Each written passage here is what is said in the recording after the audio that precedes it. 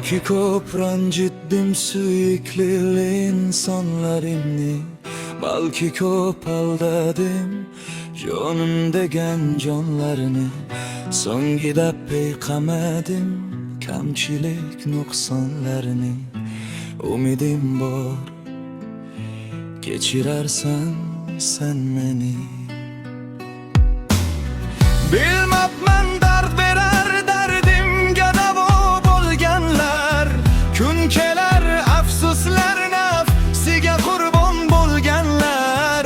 Dunyo taxtidan tushar podsho sultonlarini, vafosiz dunyoga ishonish ulkan guvoh.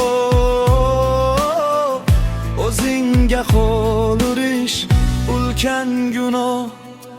Sensizlik bu dunyoda juda qiyin. Taqdirimga mung yozildi, qolmadi quvvatim. Sevishedi niyatim, guvoh bo'lmas yuragimga Allohdan boshqa hech kim. Unsiz chiqar bir ovoz, unsiz chiqar bir ovoz.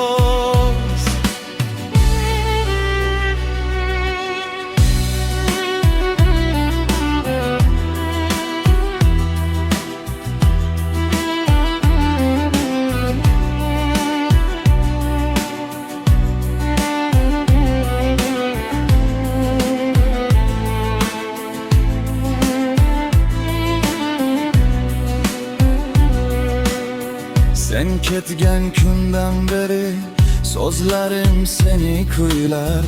Ruhim ortundan eribash ko'langandek izlar. Oshiking yolg'iz qolib har tunda seni kutar. Sog'inchingla meni tamom qilarsan sen.